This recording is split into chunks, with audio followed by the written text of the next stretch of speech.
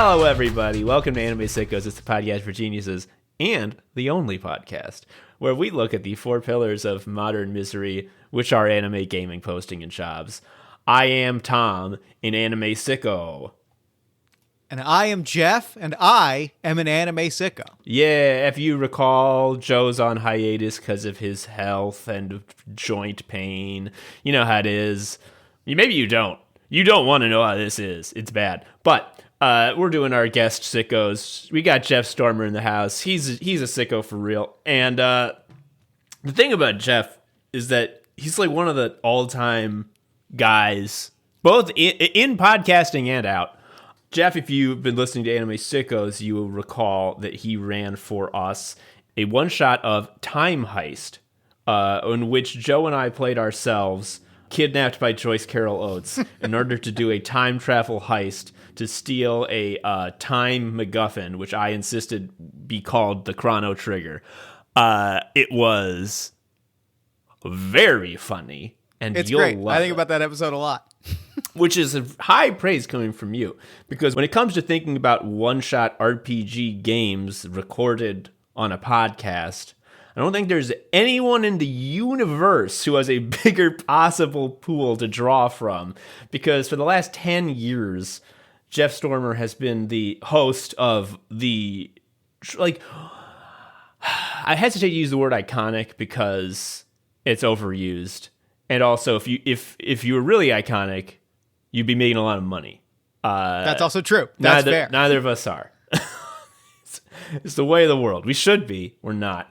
But I mean iconic in the sense that when you understand the premise of Party of One, you say to yourself, well, obviously that has to exist. Like it's kind of goes without saying that that's getting made, right?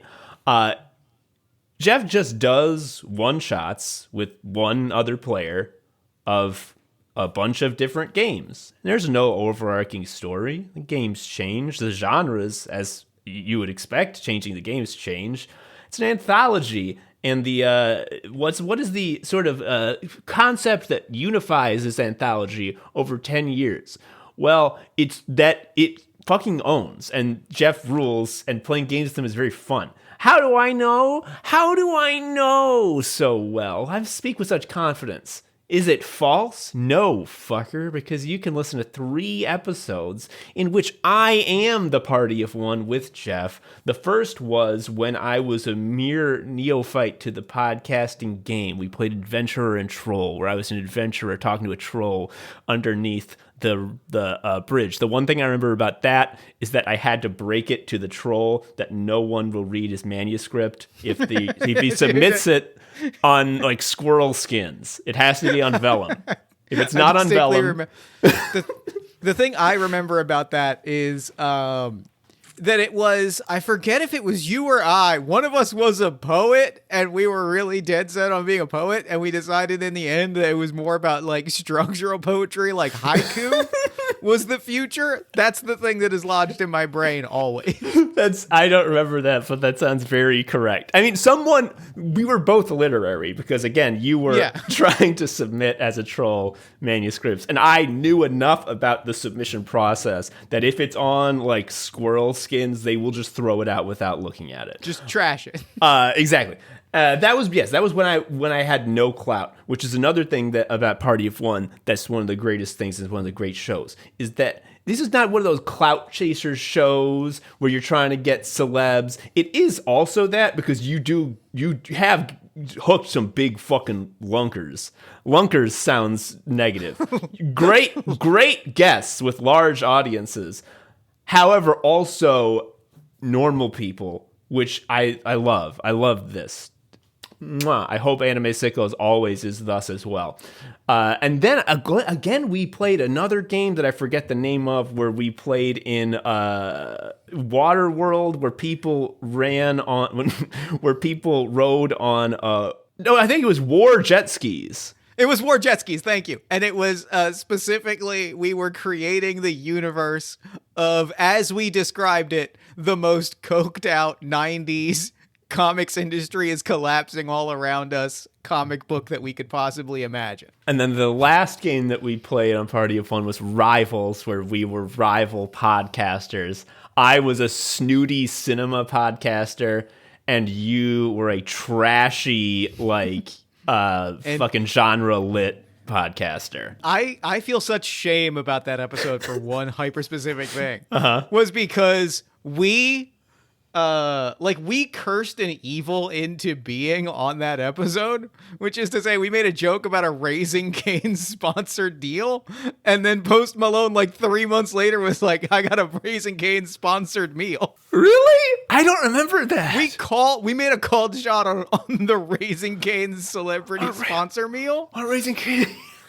It was so specific it was such a specific thing to drop, and then I walk into the Raising Cane's that opened in my neighborhood because I am not immune to the allure of white people chicken. I understand the appeal of chicken nuggies. I would eat it. And I'm confronted by the Post Malone meal.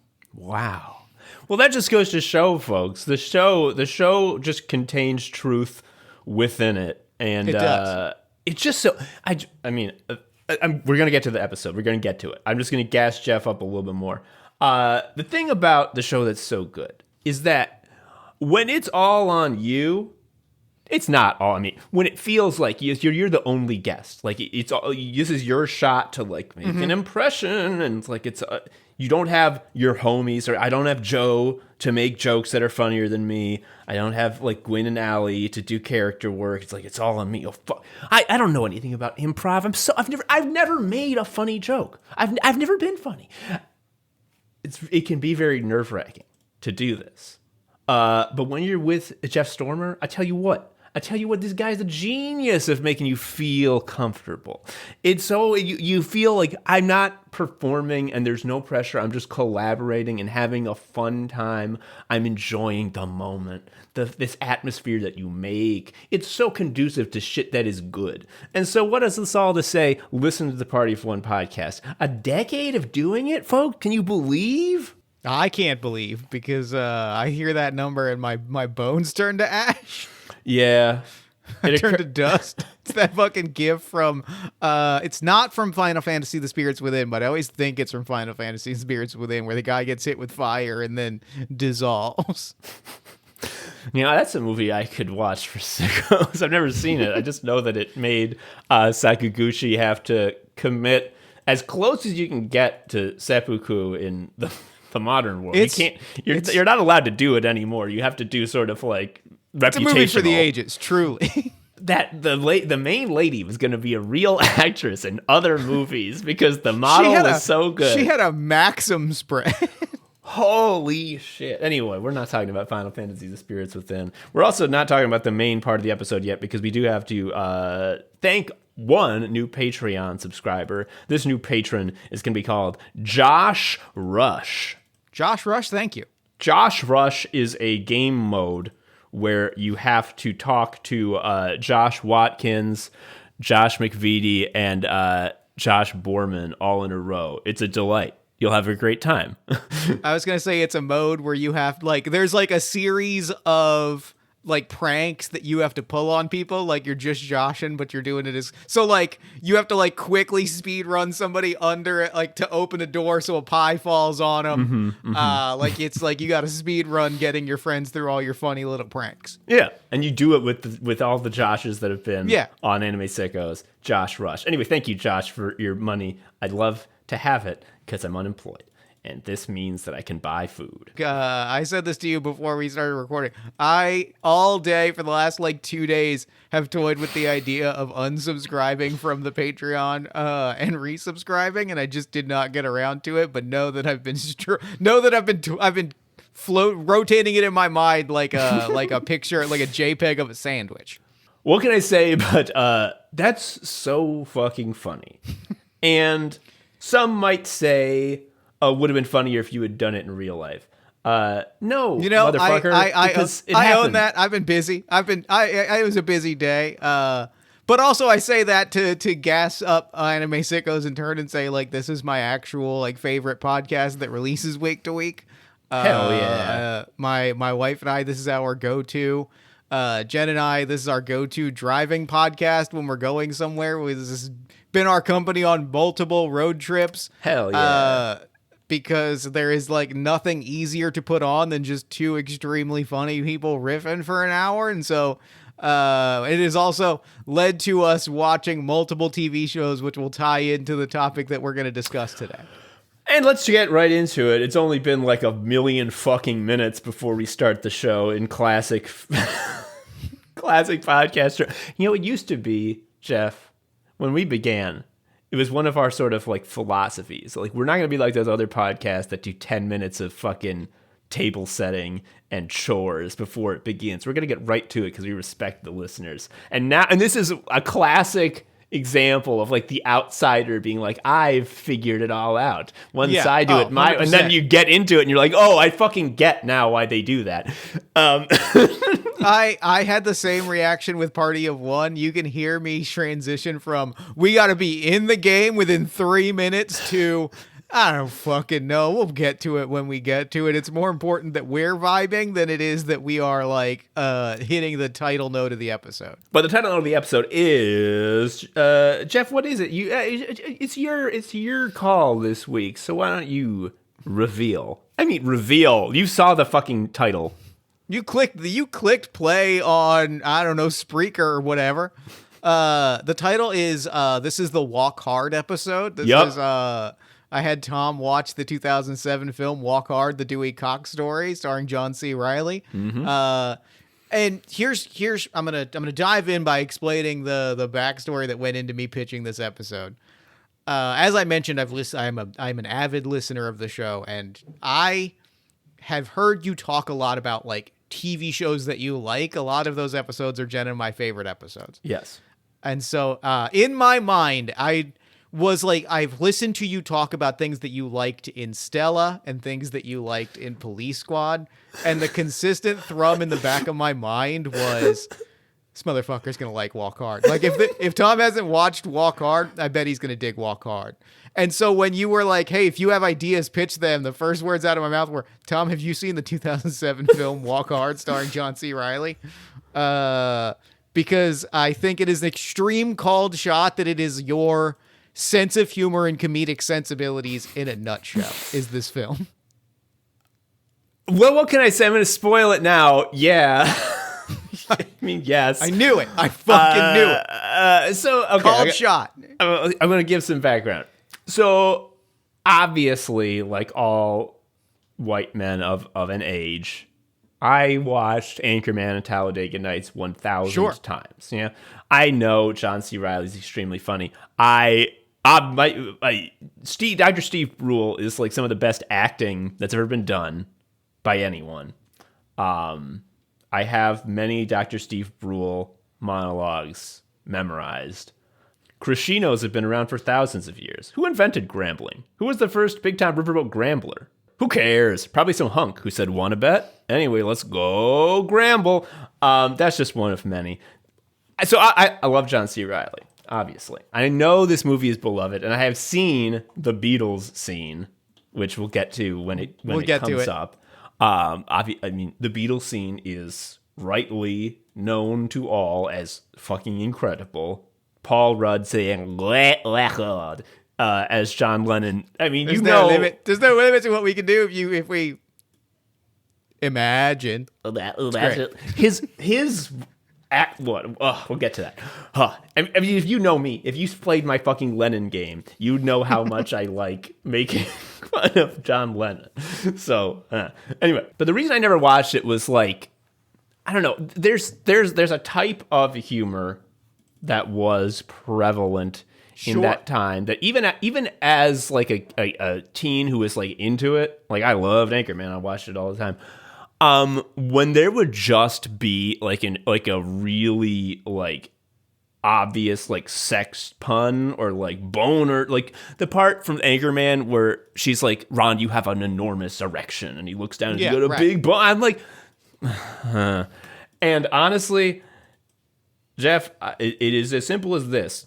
I thought the Dewey Cox pun, and still do after watching and enjoying the movie, I think the name Dewey Cox being a pun, I don't think that's funny. Sure, like totally. I think that's valid. The very beginning, they're like, there's a stagehand trying to find him, and he's like, "Where's Cox? I need Cox." And I'm like, Sure, totally. And there are a few more other times that style of humor comes up in this movie. But just the fact that it was in the title, Dewey Well, totally. it kept me away. And I wish it hadn't, because it's shit's really good. My journey with this film is I saw this, like, I had maybe the purest experience of this, because, like, I think crucial background for what the context in which I first saw the movie, and also some context around like why it extremely flopped when it came out.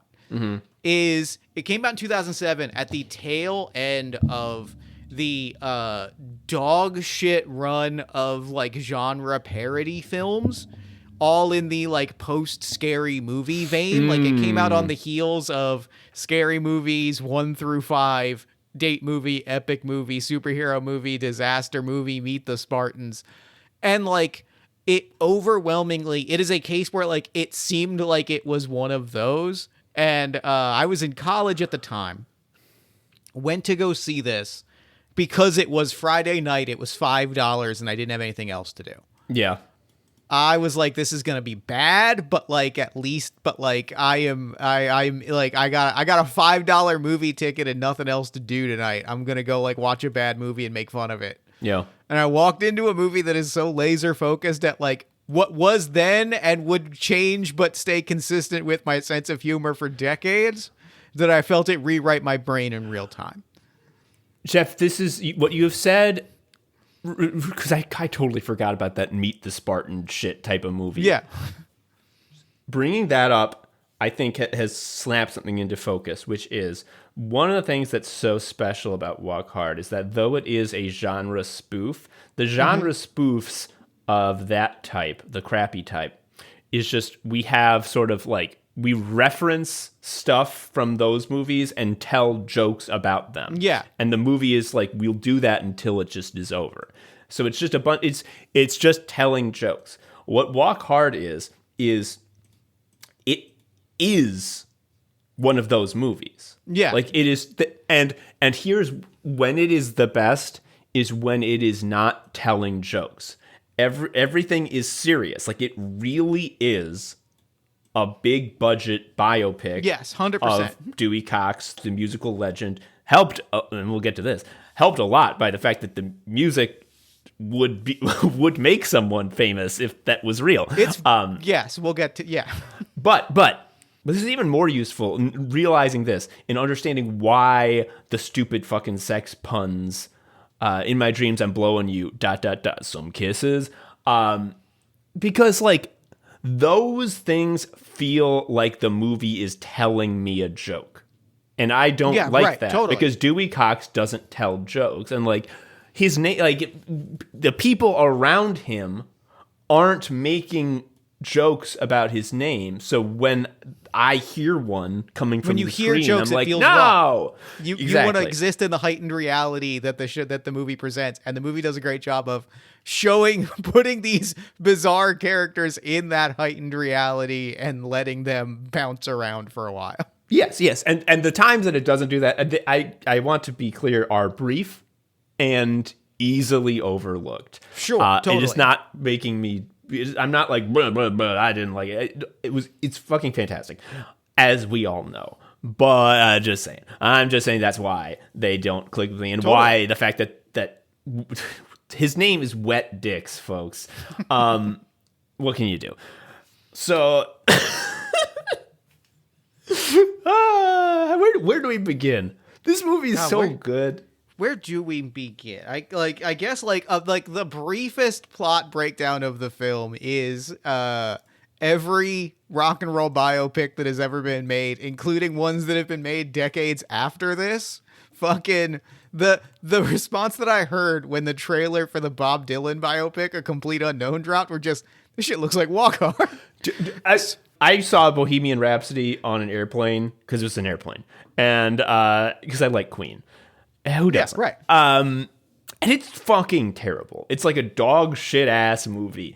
And it is so funny that it's just Walk Hard with no jokes. Like it's insane how well they hit it of like, it's funny because like it came out, it got like a decent response from critics, it flopped in the box office, and you've watched over time more and more people go and watch it and be like, why do they still make rock and roll biopics? Yes, this is done. yes. This made them obsolete. So like structurally, the plot premise in a nutshell, opening with I think one of my favorite jokes in the film. Dewey Cox is a like boy on a farm in the South with his brother.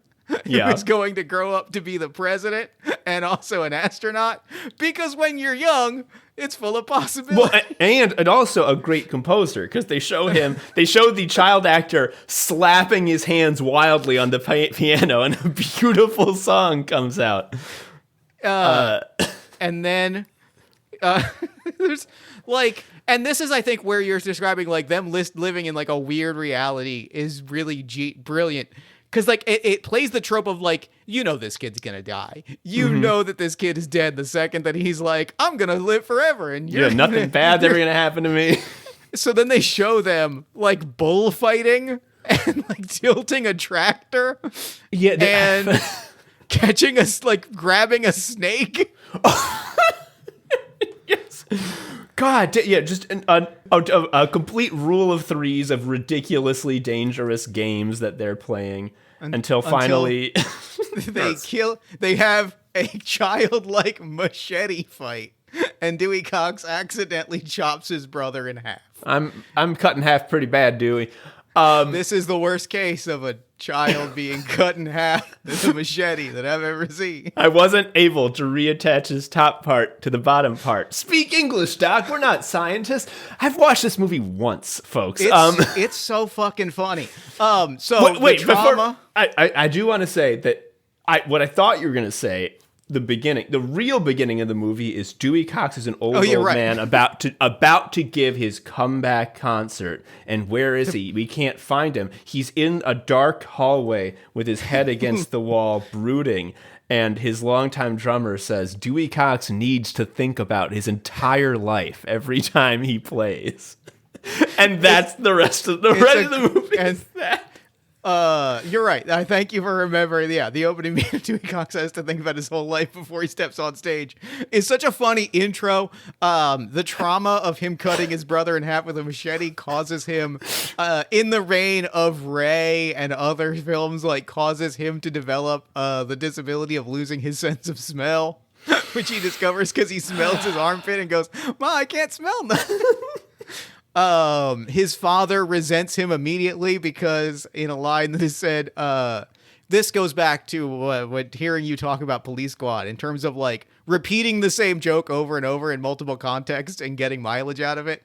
Wrong kid died. Wrong kid died. Well, talking about this doing the same thing over and over and over, and it never getting less funny. And this is just, this has already happened because of like the kid being like, I will never die and nothing bad will ever happen to me.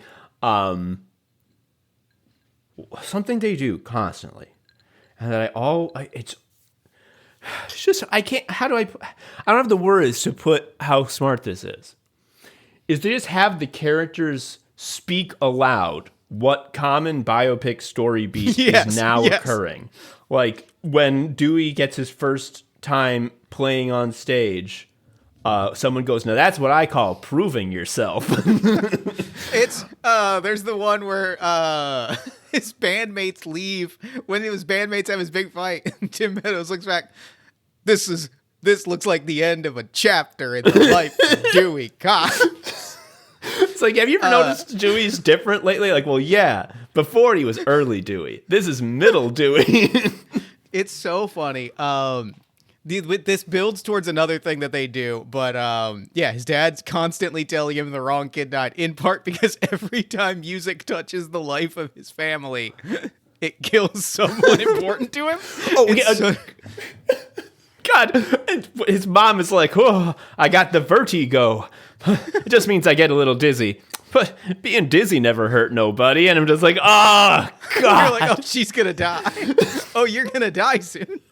So then he meets someone. He goes next door and he meets a pair of old black Southern blues men and immediately plays pitch perfect Southern blues music. Yeah, and I cut my brother in half blues. and then it cuts to him.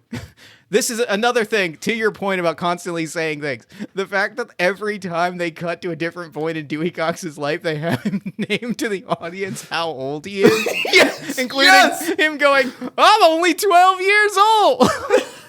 Well, no, I know. I 14. understand. Yes, I understand what you said 12 because he's like, his mom's like, there's my favorite 14-year-old. And he's like, yes, I'm 14-year-old Dewey Cox. I'm about to play with my 14-year-old bandmates who are all actually 14-year-old And his actors. 12-year-old wife. His wife is 12 years old. His wife, played by Kristen Wiig, she gets kicked out of his house because he plays at the talent show Take My Hand, and all of the girls rip their tops off because it's so erotic. A full-fledged riot.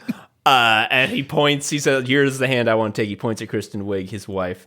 And he gets kicked out of his house because it's devil music. And he's like, what are you talking about? And it's like, we know, don't think we didn't understand what you were trying to say with that. And he's like, what do you mean, what was I trying to say? I was trying to say I want to hold your hand. The song's about holding hands. Like, you know who has hands? The devil. And he uses them for holding. Again, I've seen this movie once, folks.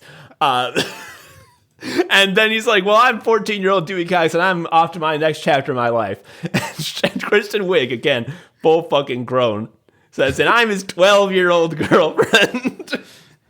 It's So which good. again, another one of the great running jokes is that they immediately slot Kristen Wiig into the like extremely rock and roll biopic role of nagging first wife that doesn't believe in his dream. But they do it by every single time she's on screen, every entrance she makes, she has another baby like in her arms, like weighed down by children. And like in the spirit of saying things out loud, she just goes like, I just think you're gonna fail. And he's like, why don't you believe in me, honey? And it's like, of course I believe in you, and I just know you're gonna fail.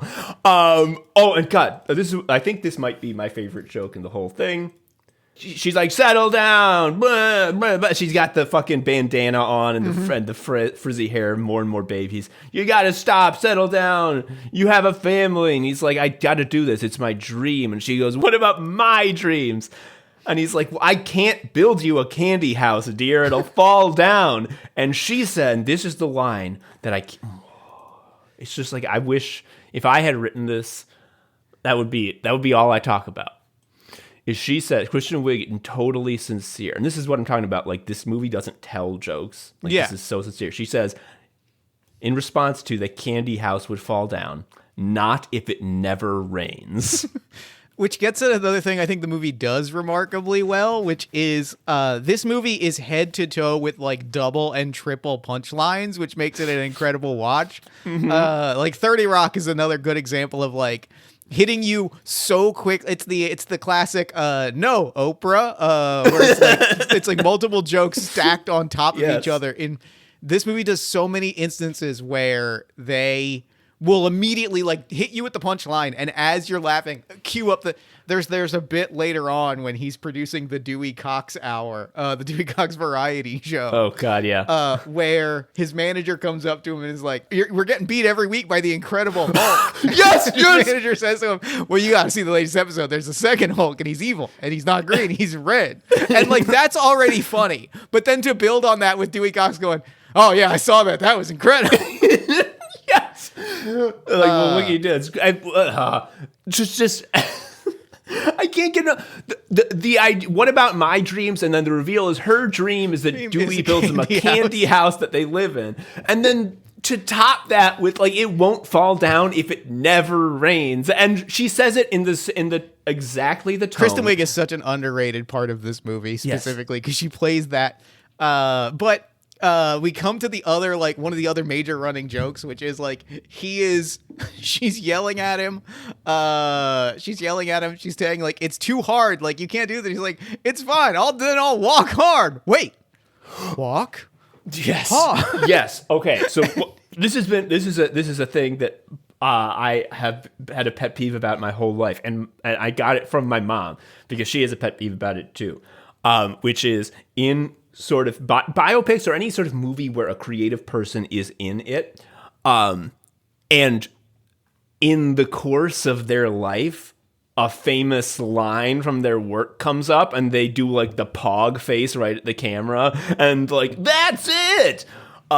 I despise that shit. Oh, it's bad. It's like a bad storytelling trope. It's the ending of the Fantastic Four movie of like, we're fantastic. Say that again? Like, yes. It's lazy. It's lazy writing, especially in biopics, to be like, oh, this is where they pulled the idea for this from. Yes, and it's also very like insulting to the concept of creativity and being an artist, because it says like the reason you are able to do things is if epic stuff happens in your day-to-day life, then a free song pops out.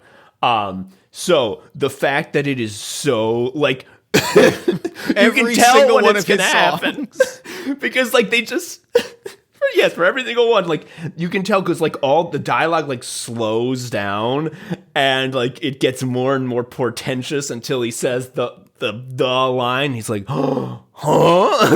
So and then it funny. includes at one point Kristen Wiig jumps in with the incredible punch. Don't you write another song right now, Dewey Cox? It's great. Like they do so many good things, like you're saying, like they don't tell jokes, but they do set up like I describe it as very musical in its like structure because they like set up a riff. Yes. It's not they're often less jokes than they are riffs, where they'll set up a punchline and then riff on that punchline again and again in a fashion that feels almost like a rhythmic beat. Like the way that they deploy these punchlines in conversation, like the way that they're like very cognizant of this is when Dewey's gonna say his next thing, this is when the next beat of a rock pick is gonna come in. Like it builds a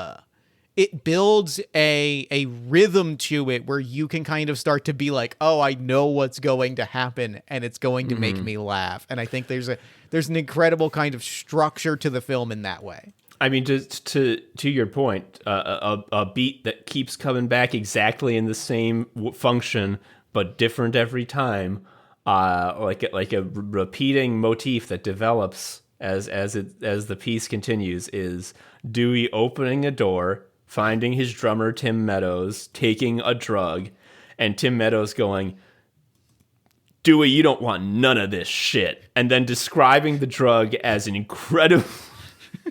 incredibly good sounding thing. And then that's the next drug Dewey does. Except there's one where he doesn't describe what's good about the drug. He's like, Dewey Cox, you don't want none of this shit. We're doing pills. It's the logical next step for you.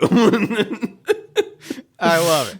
Tim Meadows, I think genuinely does steal the movie with every single scene that he's in because he's so fucking funny. He's so good. I want to give a shout out to, because I haven't seen a lot of people talk about this particularly, but in the latest season of I Think You Should Leave, Tim Meadows, the sketch that Tim Meadows is in, I think might be like Undercover my favorite one, where he is the father of the bride at a wedding and the photographer, like there's like a props table for the photos and like, oh, pick a prop and do a silly one.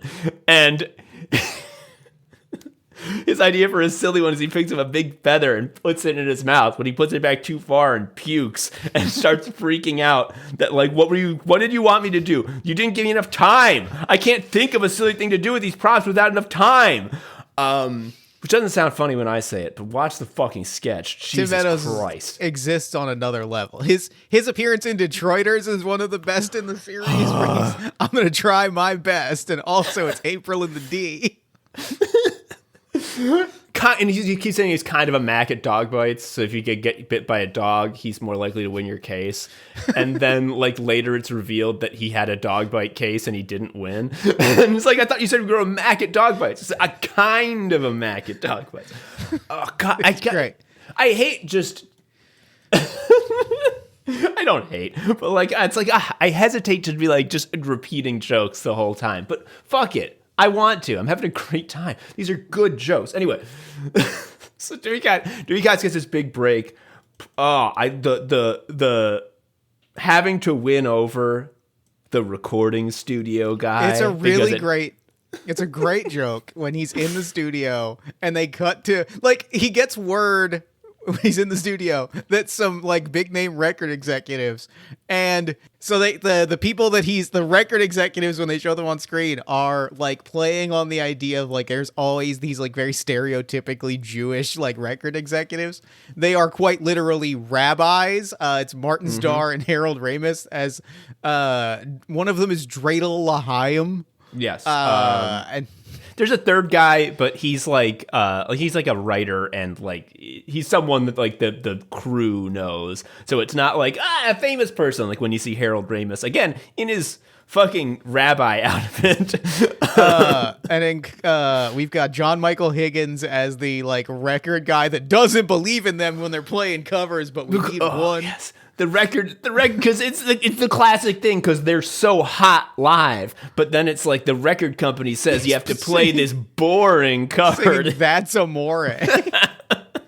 And it's like he's got one of my favorite lines in the movie, which is just, I'm sorry to say, but you have just shaken my faith in the Jewish people.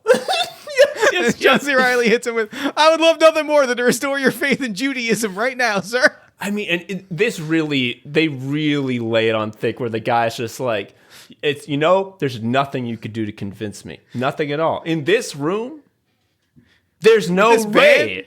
Band you've never met?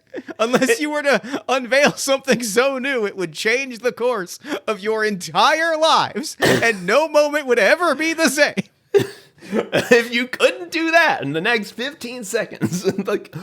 Oh, it's so, I don't want to say obvious, because it's not. It's simple. But that also has a negative connotation. Well, elegant. Elegant is a great way to put it. And what it really is like, it is using satire or using parody to its fullest extent by going like, you fucking know. Like, the whole movie kind of has an energy of like, you fucking know. You know what this beat is. You know that this is the moment where he plays Walk Hard and the record executives are blown away and he becomes instantly world famous.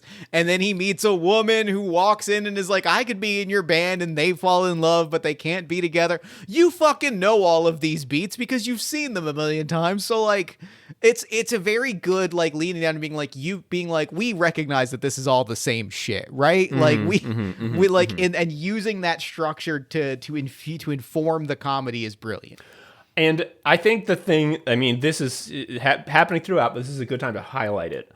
The reason this really works and is so much more than a spoof is that they are laying it on thick. Like, isn't it stupid? Isn't this so cliche? Isn't this rote?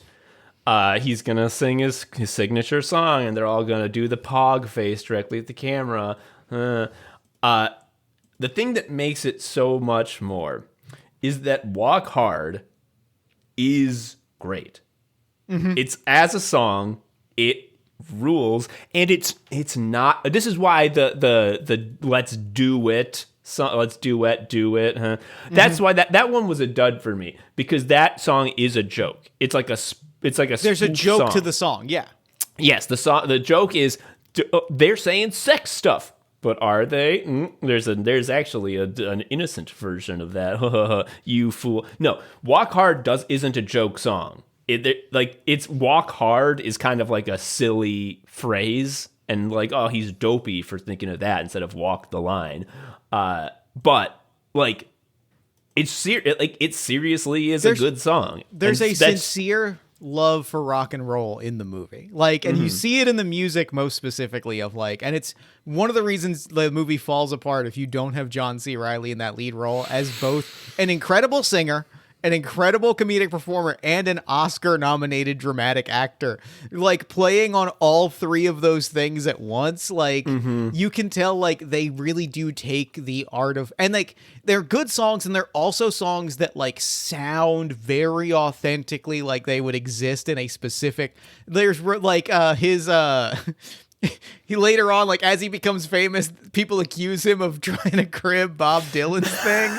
And it cuts to him with a guitar playing Royal Jelly, which is a mock. The twisted lampposts in the twisted birth canal of the Coliseum. It's so good. And he wears a Triumph Motorcycles t-shirt. like Bob Dylan.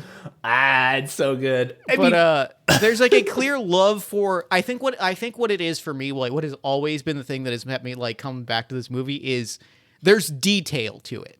Yes. It is taking the like it's easy to point at the plot beats and say this is the part where Dewey Cox would like win over the audience, but like the specificity of he's doing it for managers that we've all seen these movies feel often as a shorthand become stereotypical, so let's make the stereotype as big as possible. And there's another moment that like I think hinges on problematic, but I think like is a specific called shot at a specific moment in rock and roll history that I think really shines is when he is in the black jazz club playing rock and roll. And like he learns Craig Robinson as the rock performer. He learns his song to perfection and he does this entire song like impersonating a black man. Yeah, the song is like "You Gotta Love Your Negro Man." When everyone at first they're like, "Wow, he's doing it pretty good." And it's such a thing where like you're like, "Hey, this might not be great," but also it's such a specific dig at Elvis, who made his career doing that exact thing, and like rock and roll's actual roots as white performers making black music palatable, that you're like, this is coming from a place of like actually kind of understanding the art form and the game in its positive and negative forms, and you're seeing them kind of be like, hey, this is kind of what happened. I mean, it's not for nothing that the most enduring moment of the most recent Elvis biopic was the dramatic zoom on he's white. He's white. Speaking of Elvis, we gotta talk about, so there's all sorts of cameos in this from all you see comedy icons. There's Chris Parnell. There's that one guy whose name you don't know, but you've seen him in things. There's all sorts of people. There's Jason Schwartzman. There's cameos all over from great comedians. But sometimes there's cameos from musicians, and you think maybe these guys won't be as funny because they're not actors. The musicians in this movie are so fucking funny. Jack fucking White plays Elvis. Is so fucking funny. That's called karate. Only two kinds of people know this: the Chinese and the king, and one of them's me. Because I'm the king. Look out, man. There's a specific joke related to this that I need to call out because I think it's so fucking funny. Every single time in the movie a real person appears on screen, they never once refer to that person as anything other than their full Christian name. Oh, and also what they are famous for. Yeah, it's always like, oh, that's Elvis Presley. That's John Lennon of the Beatles. I think, okay, so the version I watched was, I think, the extended version. I learned this after the fact. It was 2 hours. And I one of the things that I learned was an extended bit was there was more of Dewey's home life in his 70s era in this version. I gotta say that for an extended version, it does not drag or feel like it's full of extra love the shit. Extended version of Walk On. Yeah. I don't think I have any reason to watch the cut for theaters version. The extended version is very funny. But in that 70s part where it's like his home life during the 70s, he's partying with famous 70s celebrities who are all playing themselves, and they all look like they're in their mid-50s. Yeah, right. In the classic way. It's just like, no. And every time anyone talks to them, it's like, oh, hello, Patrick Duffy from Dallas. Oh, hello, Cheryl Ladd from Charlie's Angels. It's such a great bit throughout the entire movie. I love every celebrity either playing themselves or playing another famous person. It always Frankie Muniz as Buddy Holly. As maybe 2 lines, but it's so funny. The Dewey Cox as like 6.5 foot tall John C. Reilly is next to straight up a child. So good. I really thought maybe this would have been gilding the lily, and it was good that they did this. But when he is talking to Buddy Holly, it's because he's on a bill with Buddy Holly and the Big Bopper, and he's going to go on after both of them. but something has changed. Now Elvis has to go third, and Dewey has to go fourth. And then we get the Elvis cameo, and the big sort of drama moment is, how am I going to follow that? Which is what he says every time he has to follow anything, including at the talent show at his high school when it's a little girl in a tutu tap dancing very poorly, and he goes, "How are we going to follow that?" But okay, so that's the drama. I thought they were going to do a bit where he's like, this sucks because I'm going to have to get a different flight now. I'm going to miss the flight that I was going to take with the Big Bopper and Buddy Holly. Damn. That would have been too much. Even as I say it now, that's too much. They were right not to do that. Okay. See, this just goes to show the level of craftsmanship we're working with in Walk Hard. And also, like, talk about not getting any lines. The guy playing because the Big Bopper is performing the entire time he's in the movie. It's John Ennis from Mr. Show. John Ennis, and the one line that they give him is, "Hello, this is the Big Bopper." It's so great. So he goes, he performs, he becomes like a megastar. He leaves his wife. He gets with Darlene. They break up. He falls into drugs again and again and again. Finally, we get to the 70s, and there's an entire extended bit where he is trying to make a Pet Sounds like album, where he's like, I need an army of didgeridoos. I need to play 50,000 didgeridoos. I mean, he's on his LSD because he goes to see the Beatles in India. They tell him about LSD, and all of these chapters of the movie are defined by the drug he's on. I really briefly want to call out something insane on the Walk Hard Wikipedia, which is there is maybe 30 seconds in this movie where he's just tried cocaine, where they play a punk version it's great. of Walk it's Hard. So funny. And his guitarist is like, Dewey, I hate this. You're playing it way too fast, and the lead vocals, I can't understand them. You're singing like some kind of punk. And then they never come back to that because that's all the joke that there is. Yeah. And what's wrong with that? Nothing. What is wrong with the Wikipedia page is that based on that scene alone, whoever is writing the first couple paragraphs about Walk Hard says that based on that, the movie parodies or pays tribute to the musical styles of the Gun Club. No, it doesn't. Just as a real sort of, you can tape a guy about like punk and post-punk.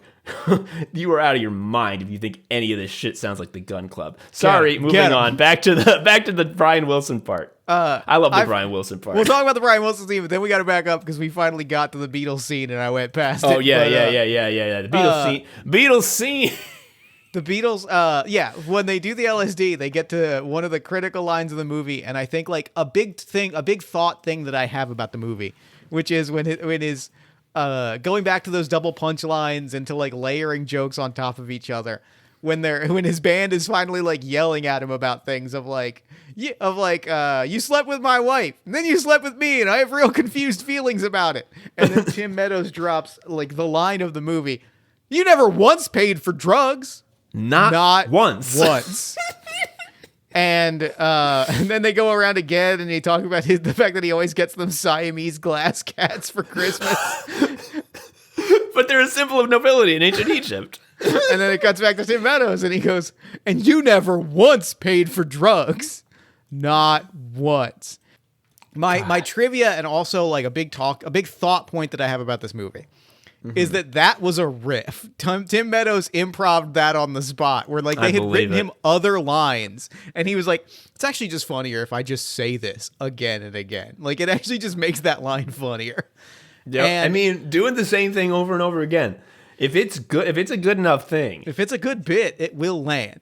Yeah, I think this movie might be the single best example of the. Like it was produced by, it wasn't directed by, but it was produced by Judd Apatow, and this is like, I think maybe one of, if not the best example of like that Judd Apatow style of like filming, where like a lot of comedies have taken it after, but that idea of like we're gonna shoot what's on the script, and then we're just gonna riff until we find something funny. Yeah, because I think like a lot of his movies become kind of insufferable because like he'll let things run and they become sort of shameless or shapeless and kind of nothing. Yeah. Funny People is a really great 70-minute movie that lasts 2.5 hours. I saw that in the theaters, and my fucking jaw was on the floor. I could not believe that shit. Like, what are you doing up there? I was like, the movie ended an hour and a half. The movie ended a movie ago. Yes. But like, I think that like because this movie is so structured and they know what the next beat is going to be, they know what the next bit is going to be, they know what the next like plot beat of this film is going to be, that lets them do the things like find the "he never once paid for drugs" joke, because they're able to be like, just riff in the space, find something funny. We know it's not going to take up a lot of time because we only have this small window to like put in whatever hits. And so it I think I was talking to Jen about this last night. I think it is one of the two best Judd Apatow style things. She pointed out that the other one was Teenage Mutant Ninja Turtles Mutant Mayhem, which was directed by Seth Rogen and like also did that same sort of just let the people riff until you find something funny and do that. And it works there because they're supposed to be obnoxious little shit teenagers. Yeah. And here it works because it's a ton of tremendously funny humans just doing a funny thing and then going, this is the one this is the hit. And as you say, the fact that the main joke is that the structure of this is so fucking decided in advance and formulaic, and everything has to happen exactly as you think it will. Oh, this is a real dark fucking period. And it's like, this is a dark period. Because it is forced into a very, very, very strict and cliched structure. It cannot get shapeless because part of the joke is how obvious the shape is. The shape has to maintain, which I think is to the movie's great benefit. Which I think is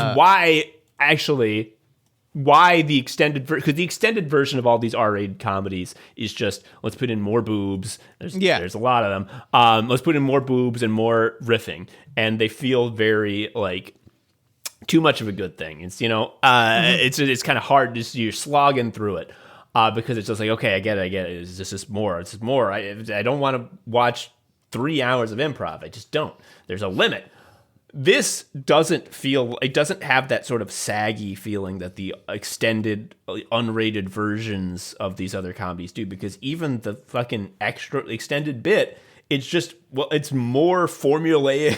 Biopic bullshit. They're fitting more into they're jamming the structure more with jokes, and like it hits remarkably well. And also, you need to see the extended version because that has more of him yanking sinks off the wall when he has a meltdown. So fuck.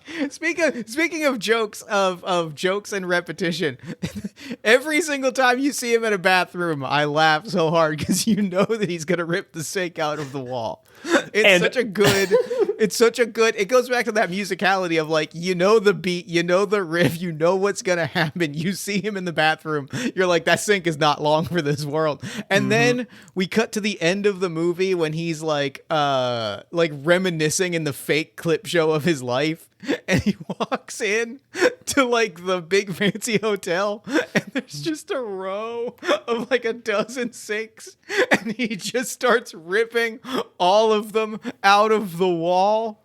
They all are like the movie prop sinks that don't like it looks like they weigh 1 pound. He's putting in no effort. It's just incredible. It's one of those things where it's just like, it's not, if you only pulled the sink off the wall while he's freaking out once, it wouldn't be much of anything. But just, it's happened so many times, and it's like, it's finding the comedy in doing it again and again, and like using that to like set up the expectation of where you know it's coming, and like playing in that space of, you know what's about to happen, you know that he's in a bathroom. Because that's this whole genre in a nutshell. It's like start with an underdog. Bad things happen in his childhood, but then he succeeds. Success. Oh, but success has a price. Dark period. Middle career success. But now he's irrelevant and losing his way. Has culture passed him by? Fine. Now he learns acceptance. Oh, late period success. And it's just like everything is happening again and again and again in these movies. It's all repetitious. So perfect place to put a bunch of runners. It's so fun to watch them like lean on the structure and go, we don't have to worry about plot. Here's some great bits. Yes, and when the plot has to happen, they can just say. They can just have a person say. It's like, yeah. This is now, and now we're doing now. Like now, I'm Dewey Cox in the 1970s. It's like, yes, you are. I can tell because of the look. It's so good. I love it. Then there's the bit where, genuinely, like, this is a picture of, like, I think you could show this section of the movie in, like, school for teaching scripted sketch, like, comedy in terms of, like, illustrating what a game is in comedy. And, like, the scene when he's being interviewed by Jane Lynch as like the daytime interviewer, and she has her list of questions, and like they set up like the bit is that she's going to ask a question that specifically ties into one of the pieces of trauma that he has experienced, and she keeps walking on the rake, and it builds to, again, in that spirit of like the double punchline. One of my favorite bits in the movie is when she's like, "You spend a lot of time with your kids?" And he goes, "Well, no, I actually don't see any of my children. I'm locked in a pretty intense custody battle." And then they hit you with the second joke of, the court seems to think that I have an obligation to be in my children's lives. And I think that if you don't want to, you should just be able to cut and run. Yes, because he wants less custody. It's so fucking... God, she's constantly stepping on the final rake step. Is like, how do you find time to stop and smell the roses? She's like, I can't fucking smell. She's very funny. What happened? She was so hot, and then she was in Glee, and what did it seems like her career has sort of stalled, but it might just be that big budget comedy has stalled. I think that's what it is. She's on a lot of voice acting stuff. She's on The Great North now. Yeah, so then the movie goes through his falling out of fame in the 70s. When I saw this in theaters a couple months ago, like there's a casting thing that like I could not have recognized at the time, but since then, I think I know what you're gonna say. You're gonna talk about Skylar Gisondo. Skylar Gisondo with Jimmy Olsen, Gideon Gemstone showing up as his son Dewdrop. The joke of all of his kids are named Dewey. It's okay. This is the funniest possible way they could have done that, which is, I mean, obviously what you need to do for the structure is he needs to learn what really matters is family. Settle down, stop running around with other women. Famous, love his family, fall out of the spotlight.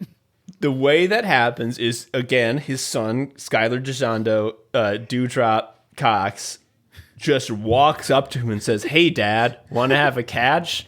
And he's like, "Sure." And this next question is going to seem a little silly, given what's just occurred. But what is your name? And then he has a catch with every single one of his children. Come from a wide variety of races and ages. It's so funny. Because you think about it, he's been like famous, and he had his first child with Kristen Wiig when he was 12. No, when he was 14. Yeah, when he was 14, in probably like the mid 40s. So by that time, like his oldest child is 30. And just keep that in mind.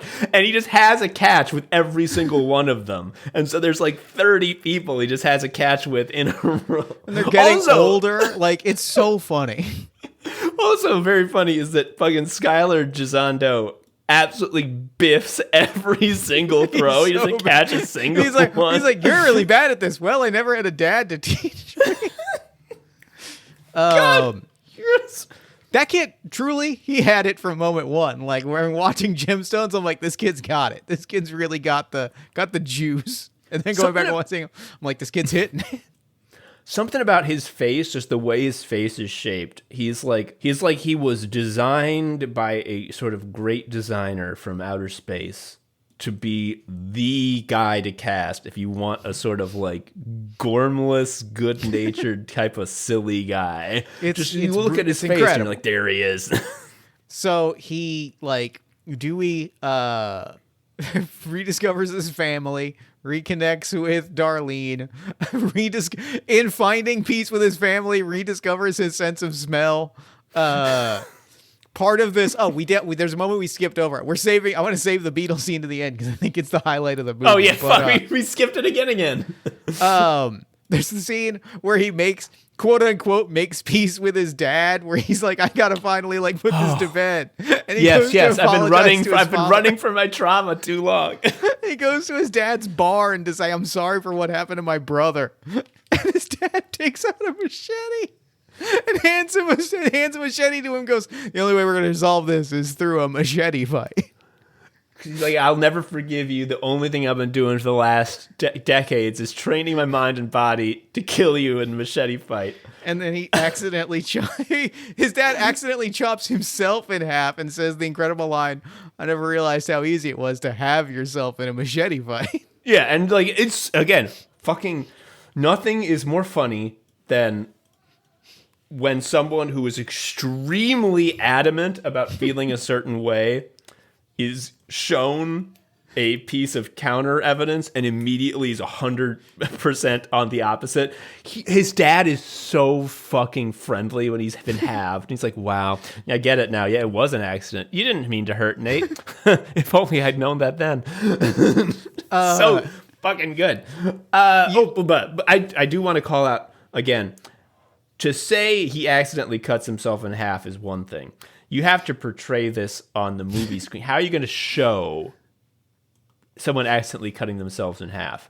Well, in perhaps the dumbest way you can, which is he is swinging the machete in a circle around his head, and they cut away, and you hear the shunk sound, and then he's cut in half. It's so funny. You gestured towards it, but another thing of the movie that I think is brilliant on a rewatch that really struck me. How much of this movie, and this is such a weird comparison point, the only way I can describe it is how much of this movie is written with the language of posting and like shit post specifically. Like the sentence, I should have spent more time being a father to you and less time training my body and mind to kill you, or training my body and mind into a weapon to kill you in a machete fight. Imagine that's a drill post. Like, that's I was drill. about to say, imagine the fucking Jack Nicholson face next to that and tell me that's the same as, like, I have Dracula in my sights. He won't take the shot. He's woke. It's true. I can't. I'm woke. Like, it's the same. It's the fucking same. Posting. This is when posting was good. It's got the same energy. Like, a lot of the lines in this movie have the same, like, sounds like a normal thing, but increasingly becomes unhinged. This is the 70s. They got all kinds of ways to attach tops to bottoms now. And just like the absolute, the shameless lampshading of a trope and like saying exactly what you're gonna do. That's pure posting. There's another line that when I was talking to some friends about this, my friend Juliet pointed out a line that like is in the middle of a montage and you almost don't hear it, but when he's teaching his kids, he's like, now on the surface, Macbeth is a story about revenge, but what is it in the subtext? A fight for control of the Scottish crown. That's right. That's a gimme. I gave that to you. God, that's a really good one. The subtext. God damn it. Oh, another great gag that you really don't hear. You have to sort of listen for it. Is at the we're cutting back to the present. They're about to introduce Dewey Cox, who he gives his final concert performance where he sings a masterpiece song that sums up his entire life. And I know that because they say They that. say this is what's gonna happen. A million fucking times. Eddie Vedder is doing the introduction, and So glad that you're about to talk about the Eddie Vedder monologue. he's like, if the like Jesus of rock and roll is Elvis Presley, and I've got it here. is, I've got it here in front of me because give- it's so important to me. Tell me. If Elvis and Buddy Holly are the Cain and Abel of rock and roll, Bruce Springsteen is Zachariah, Iggy Pop is Methuselah, and of course Neil Young is the wise prophet Ezekiel, then what does that make Dewey Cox? Of course Of course, Neil Young is the wise prophet Ezekiel. Just I don't know if maybe I hallucinated this because like okay. When they get to the Ezekiel and stuff, it's fading out because we've cut away from him yammering about biblical figures, and the sound is fading out. But like, what does that make Dewey Cox?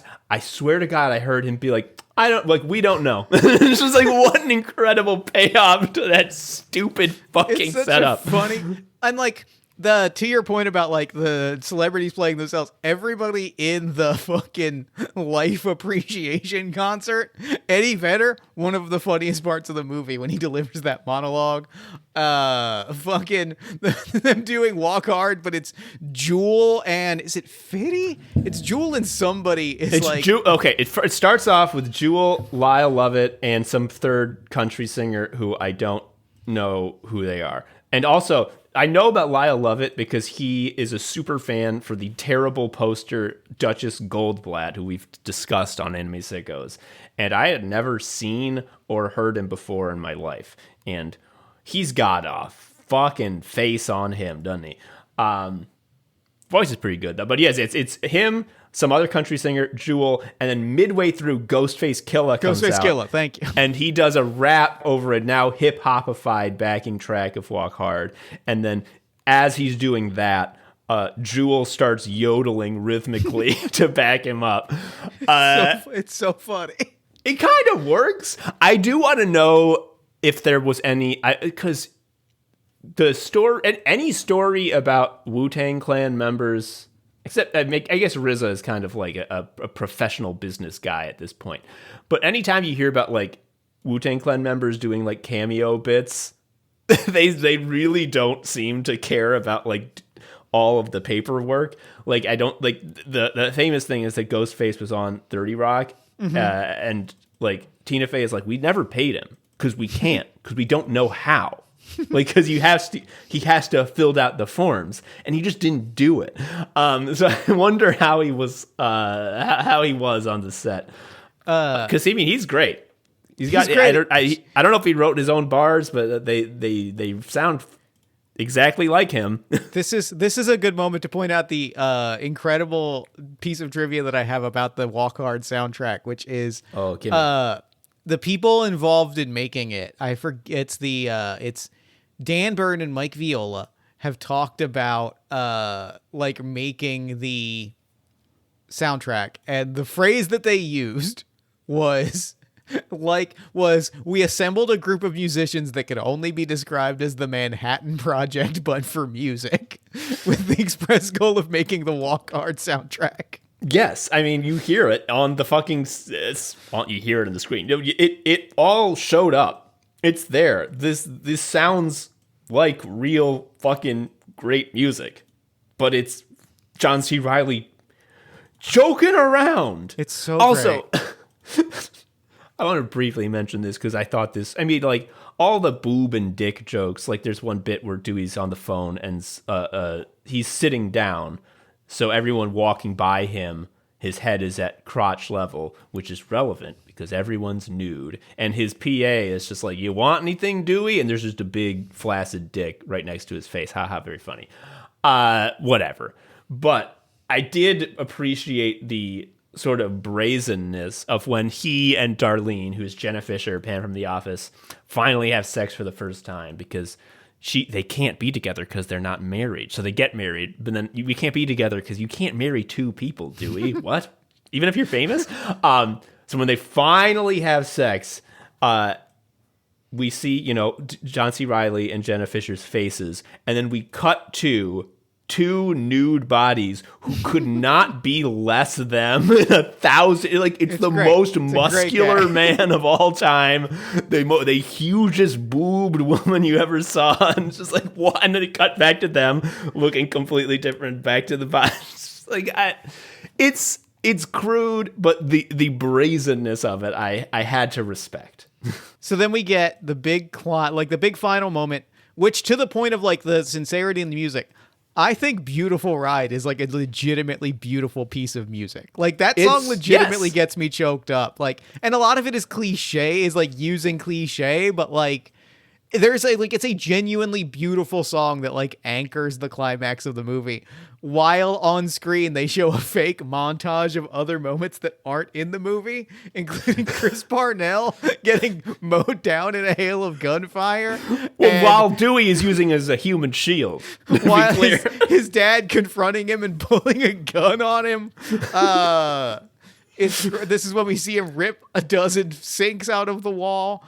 We also get his parents and his brother, who has been appearing to him as a force ghost the whole movie, changes mid-form from a child into Jonah Hill to tell him how fucking disappointed he is in him. Oh, and also, but you see them all, they're all happy now, and including his ghost dad. But I loved this, which is his manager, also in old age makeup, is in the audience, and he just, like, fucking croaks mid-performance. And we cut back to the ghosts looking at him being like, "We're so proud, Dewey." And the manager walks up as a ghost looking. And it's like, what happened? And then he sort of clocks like, "Oh, Dewey's dead family. Oh, there's Dewey still performing." And he's like, "Yeah, he's still happy about it." It's like, "Go, Dewey, go." It's great. I mean, Beautiful Ride is, okay. You mentioned, obviously, John C. Reilly, the Oscar-nominated dramatic actor, incredible craftsman, the pride of DePaul University Theater School alum, John C. Reilly. And again, we've talked about this. What makes this movie so much better than a spoof, than an Anchorman or a Meet the Spartans or what have you, is that for as silly as it is, it actually is one of these. Mm-hmm. It's not pretending like it's above them. I mean, it is, but you can't be this close to one and not actually try. I guess that's the way of putting it. It's easy for a comedian who's making fun of something to not try to do the thing they're making fun of, because it implies that the thing is stupid and not worth doing, and isn't that make it sillier and more ripe for humor? And I'm sure there are examples, if I thought harder, but I don't wish to, of people doing this and it is funny. But it's even funnier when you try and you do it better than, like, I felt more like heartwarming feeling about A Beautiful Ride, where he says, like, the lyrics are something like, "I learned that you have to care about others, but also care about yourself, but not too much about yourself." And it's just like, but not too much about others. And it's like, it's got some like jokes in it, but it is so sincere, and it actually it does sum up his life. And John C. Reilly singing it, he is like, as much as he's been doing spoofy gags, he is like acting the character and trying as if it were a dramatic role, so that when he does sum up his whole life, even though, again, we've heard a million times, like, this is the song that's going to sum up his whole life. Isn't that silly? Yes, it is. Like, I felt more real emotion than when, like, fucking Freddie Mercury sang Radio Gaga, the song that summed up his whole life from Bohemian Rhapsody. Even though when I watch the actual Live Aid performance, I'm like, "Oh, Freddie." Yeah, right. But, like, the movie is so dog shit that, like, I don't care, and it's so fake. Because, like, he didn't know it was summing up his whole life at the time. Dewey Cox does, because he's been told this by every single character in the film. Yes. He thinks about his whole life every time he goes on stage. It's great. The chorus of that song being, it's about the good walk and the hard walk and the young girls you made cry, and it's about making a little music every day until you die. It's a beautiful ride. Like, that hits me in the heart. That's like, genuinely, I'm like, yeah, it really do be about that. Like, and then he plays this and, like, he wins the crowd. He sums up his life. And then he died 3 minutes after the song ended, and it cuts to a still frame and he's clutching his heart. It's so good. It's so fucking good. But I was gonna say, and then they cut to the credits where there's another song that Dewey Cox has written at some other point in his life that's, "Hey, have you heard the news? Dewey Cox died." About what a horrible heartbreak grown men are gonna cry when they know that I have died. Mm-hmm. And then I was waiting through the whole credits because I thought there would be more, like, classic biopic things where it shows a still frame of the supporting characters and a little fact about them. I was so sure they were going to do that. And so I was waiting and waiting and waiting. And, well, they juked me out. They did something even stupider, which is they showed an old black and white clip of the actual Dewey Cox. Because, of course, we've been seeing John C. Reilly playing Dewey Cox. So this is the actual Dewey Cox, who is John C. Reilly in slightly different. He's got like a wider nose with like slightly makeup. different makeup, doing a slightly different voice. In the classic way of these biopics, like, because I remember when like the Walk the Line and Ray came out, like the music that they play in the movies, they like jazz up to sound modern. And then it's like, I'm going to listen to these classic musicians' records. And, well, they sound like they're from 1940, don't they? They're not as lush. They don't have as much instrumentation. They're not as loud. They don't have the 2000s loudness production. And I remember as a kid being like, oh, well, I got tricked by the movie. And it's like that. Like, you remember hearing Walk Hard, don't you? It was by the Manhattan Project of Music, lushly produced, like they were trying to make a number one hit, and John C. Reilly singing his heart out. And then the actual Walk Hard by the actual Dewey Cox, he's got kind of a nasally and less powerful voice, and it's just him on the guitar. The band's not full, and it's like the classic thing. It's like, oh, it's worse. It's worse. I love it. It's so good. It's so funny. It's such a great gag to be like, this is the real him, and it's him just slightly different makeup. It's wonderful. I mean, they did that in fucking Elvis. They did that. The last thing was him like days before his death. The last scene was days before his death, and there's Austin Butler singing Unchained Melody, sweaty as shit, looking like he is days from death. And then midway through the song, they switch to real footage of real Elvis doing the same song. It's there it is. Wow.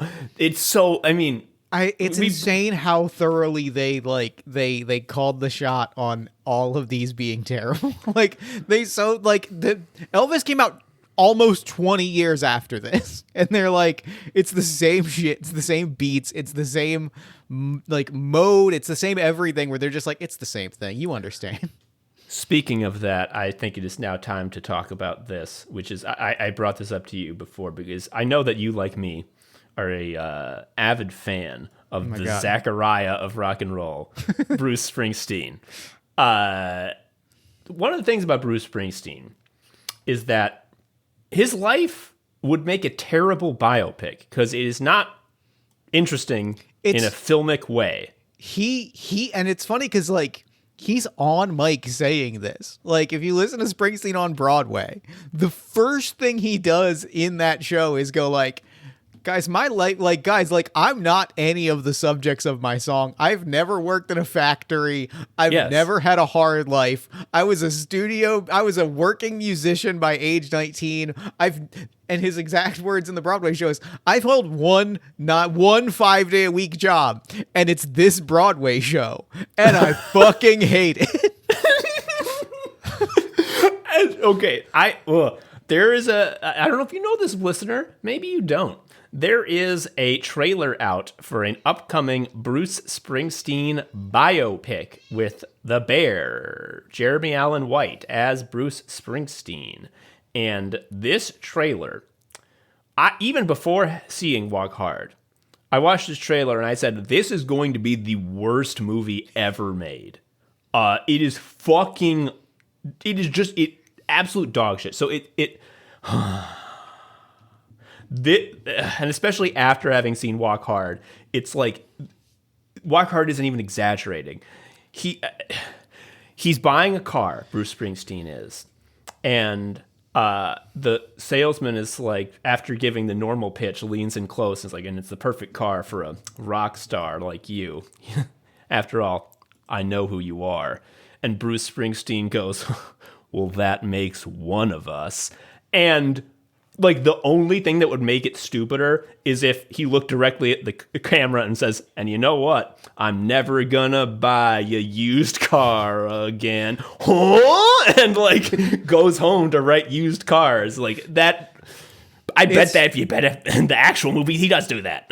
It's so strange. And like the premise of the movie, and I know this is the premise of the movie, but this is the thing that like I have been baffled by. Is that the premise of the movie is it's very specifically depicting maybe the only cinematic period in Bruce Springsteen's career where it's not just guy does music is beloved. Yeah. Which is when he's making Nebraska. Which is when he writes this very personal album of songs about his childhood and about like growing up in New Jersey, and he brings it to the E Street Band and they record like a full band album of it, and he listens to it and he says, the version I recorded in my hotel room is more true to the spirit of this album. We're just going to release that. And it becomes like a beloved album. It's maybe the only like cinematic period in his life where like a conflict happened and was resolved. That's not just, hey, shit was pretty great for Springsteen. Yeah. But with like, that said, please go ahead. No, I was going to, what? My only objection to that is that the only other parts of his life that would be sort of conflict that would be grist for a movie would be his contentious relationship with his father and then the dissolution of his first marriage. The problem is you don't need to make a movie about that because all of the interesting stuff that you could get out of those experiences are found in songs by Bruce Springsteen. Like, listen to Tunnel of Love, and there you go. There's the divorce. Like that, you don't need to show it in a movie. Anyway, as you were saying, the thing that I'm so baffled by this movie is as a long-time, lifelong Springsteen enthusiast, looking at the Wikipedia cast list for this movie. Which, you know, doesn't give the full cast list. It's not every person in the film, but it is like the notable important characters. The characters that are going to have like an impact on the film. Yes. Somehow they have made a Bruce Springsteen film in which Clarence the Big Man Clemens is so unimportant that he's not on the Wikipedia. He is below, he is listed in the cast list on IMDb below characters like guy number 1. If you watch the trailer, he's in 1 second of the trailer in 2 crowd shots with the rest of the E Street Band. And like, I'm just like, this is a man who Springsteen himself has described as so important to his life that he was elemental. That losing Clarence was like losing the rain. That they described each other in interviews as soulmates. In Bruce Springsteen's own biography, Clarence at one point is quoted as saying, "As long as I'm breathing, you, Bruce, will never be alone." And to take that relationship and make it so unimportant that it's like he's like the 8th guy from the middle is baffling to me. There is there's footage of Bruce performing the song 10th Avenue Freeze Out, which is about the formation of the E Street Band and the critical moment in the song where his character, his autobiographical narrator, where his luck turns around, is when the big man joined the band, Clarence. And this is this is a classic Bruce live performance. He is standing on Roy Bittan's grand piano, which, as someone who has played a grand piano for maybe like 10 minutes of my life, I love you, Bruce, but you got to get down from there. Get down from there immediately. He takes his shirt off and wrings it out, and like incredible amounts of like truly comical amounts of sweat pour out. And he is stretching this song out. So like it's a 20-minute video and the song is like 3 on the record. There is, when he finally gets to when the big man joined the band and when Scooter and the big man tore the city in half. During that he and Clarence slap hands together and do like the beefy arm like Predator meme. And like, I truly believe that there's never been an instance on Earth where there was more love between two people than when their hands connect. It's unbelievable. There are genuinely hours of footage of 1 minute clips of the two of them performing different songs and just lovingly kissing on stage. Like, that was a go-to bit of Springsteen's performance for 40 years, was I'm going to run up to Clarence and I'm going to kiss him on the mouth and I'm going to like melt into his arms.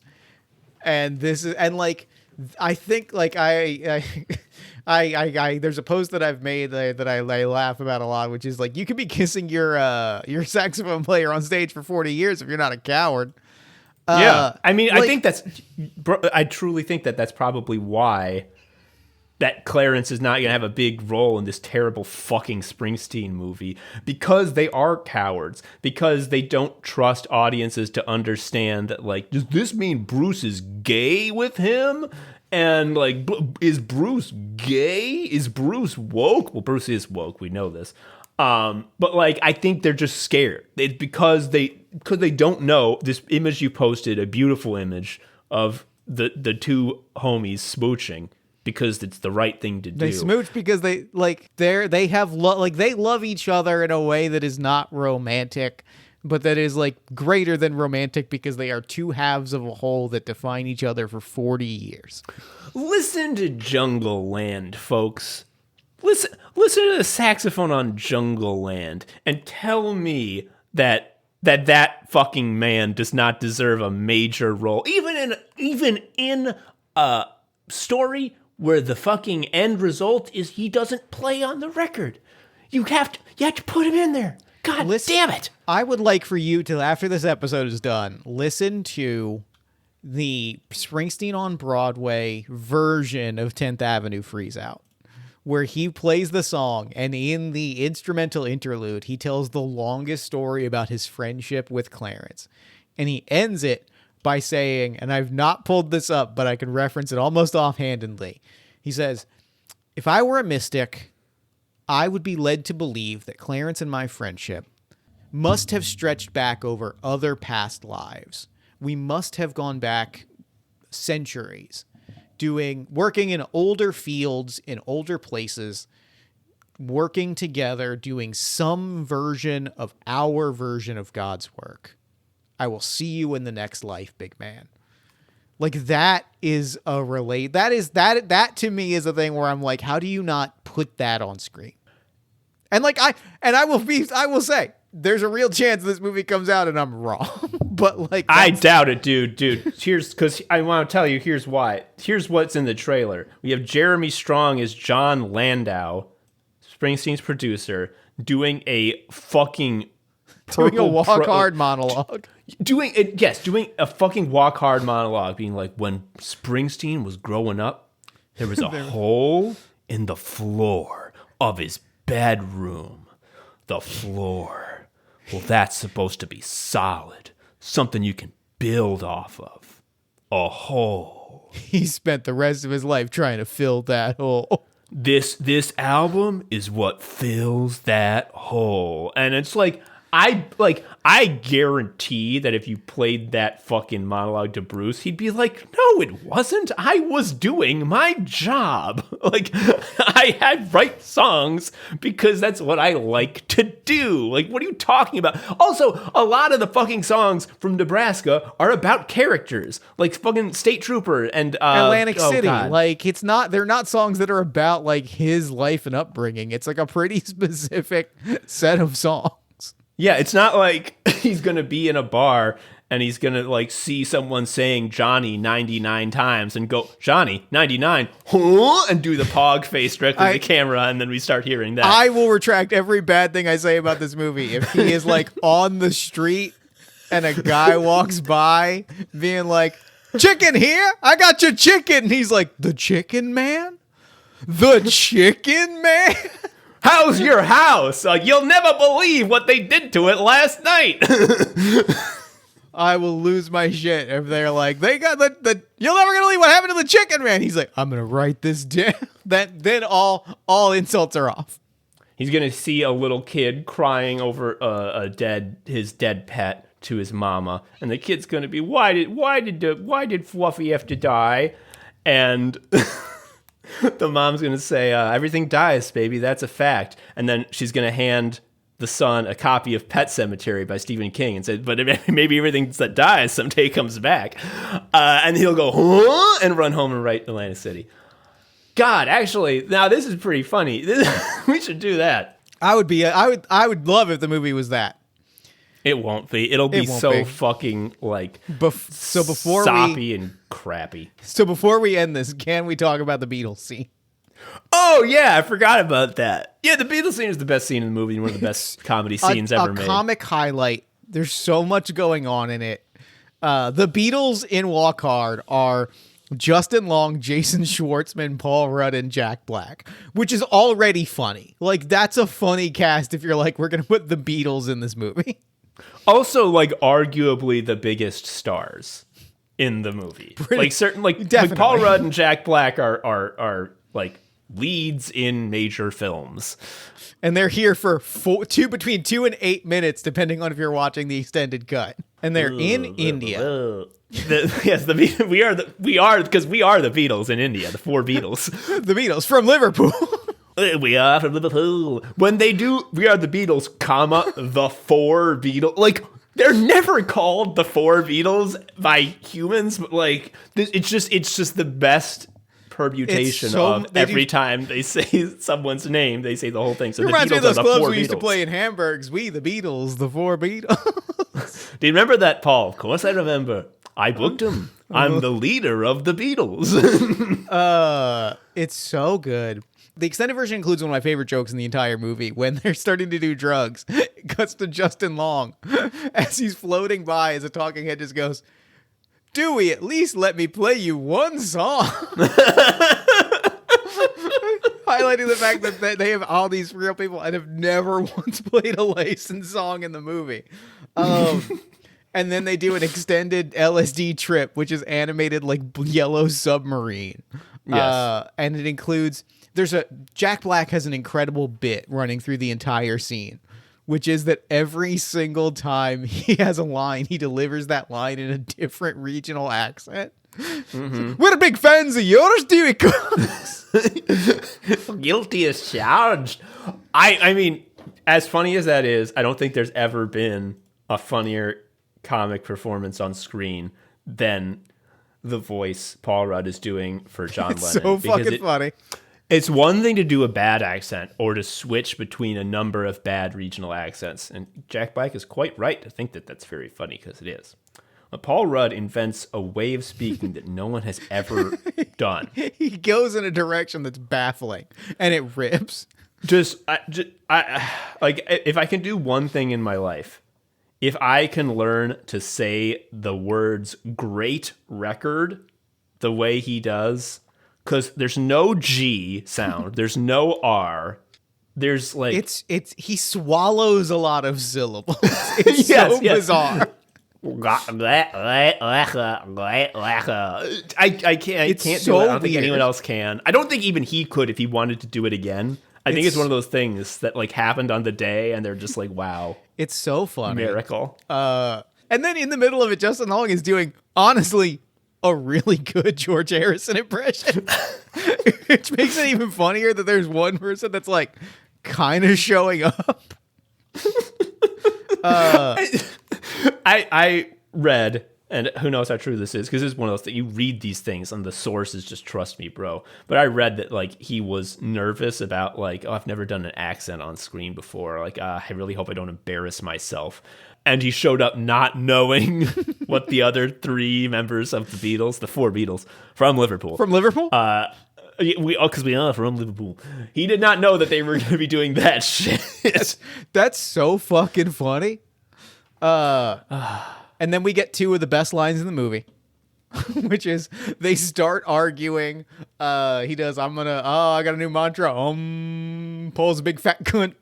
Yep. And like they start arguing, they start like bickering, and it comes to Dewey Cox.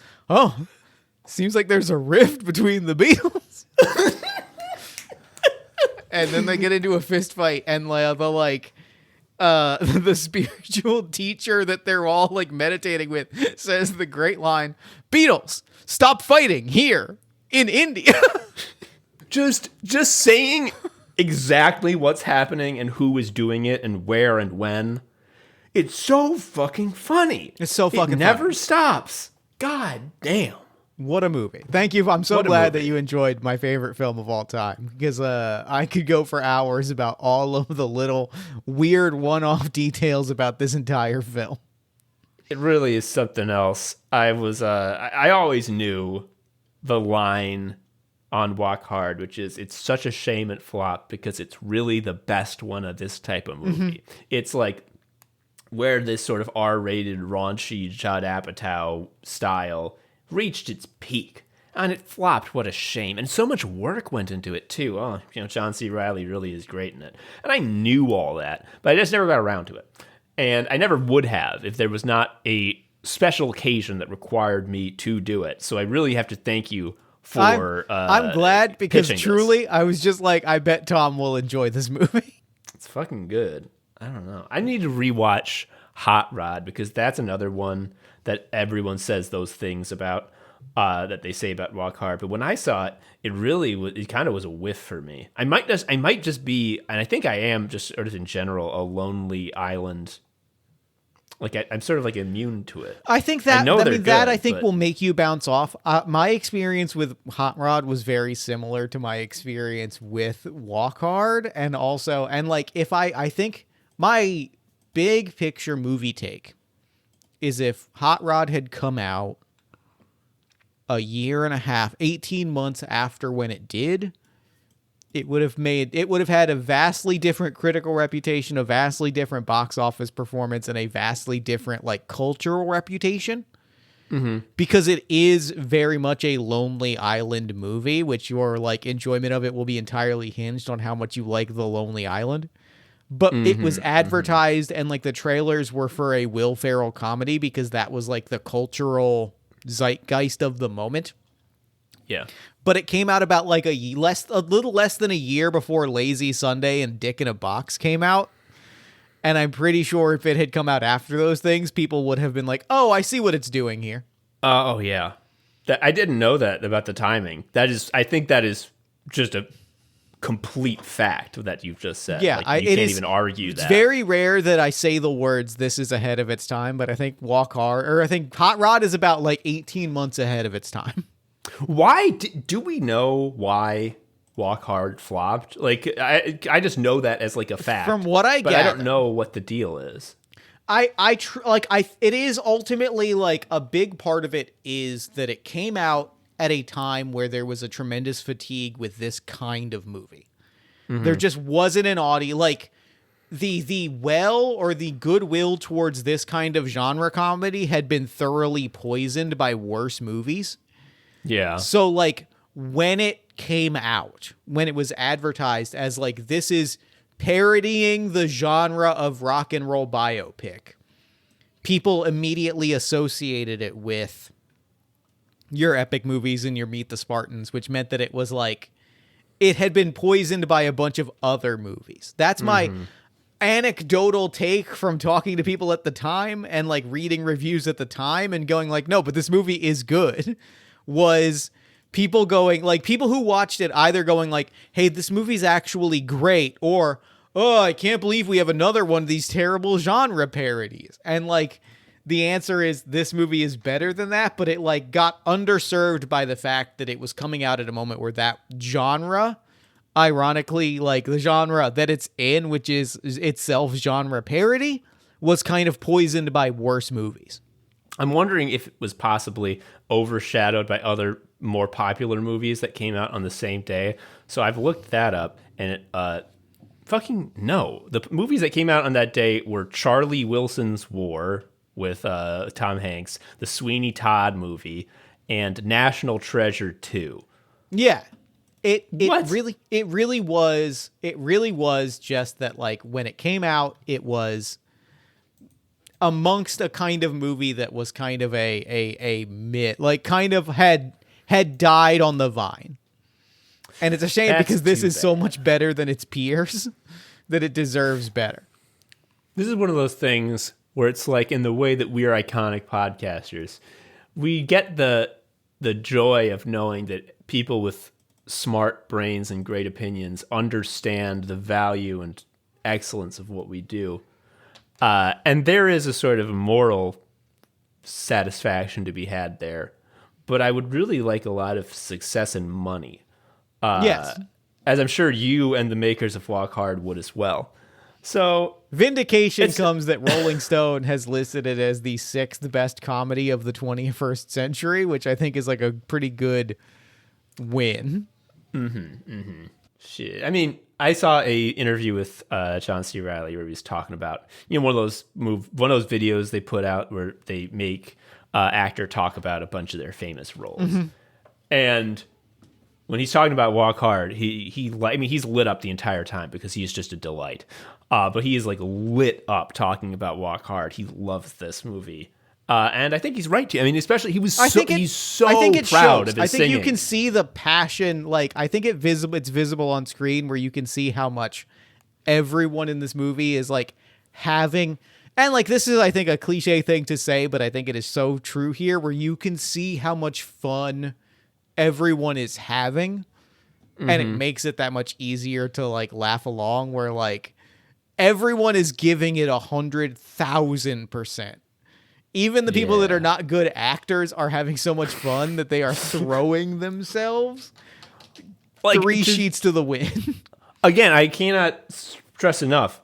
I would bet money that Jack White is not a funny actor, but him as Elvis is so incredible. The line where he says to Dewey, "Oh, look out, man!" And then Dewey like quietly looks at somebody and he goes, "The fuck did he just say?" When I clocked it, like, oh, it's Jack White from the fucking White Stripes, I like had a moment of like, oh, like deflating, because I'm like, I wonder what comedy legend they're gonna get to cameo as Elvis, and like somehow Jack White was the correct casting. He's like, so undeniably fucking funny in that spot, and like it's the same thing with Eddie Vedder. Like, you're like, Eddie Vedder can't be that funny, but like, well, it helps because him playing it with 0 jokes, him being like, I'm gonna say an objectively insane sentence. Because the best way to deliver that joke is it has to be awkwardly delivered by a musician who is doing their best to give a sort of pre-awards speech. I mean, what better way to get that feeling than have a musician awkwardly give like a before the Lifetime Achievement Awards speech? It's so funny. He's doing so it. Funny. Oh my God. Great film.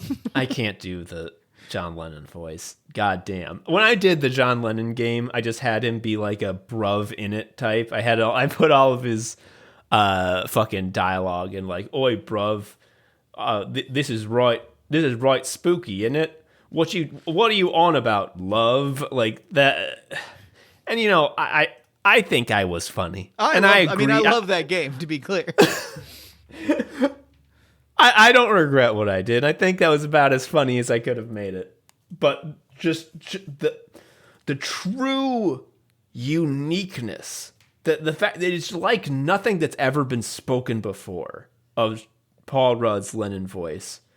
Holy shit. I recommend you watch this whole movie, but honestly, you could just watch the Beatles scene on YouTube over and over again. Watch the Beatles scene truly before you watch the rest of the movie, just to get a taste, just to get a sample of what's unfolding.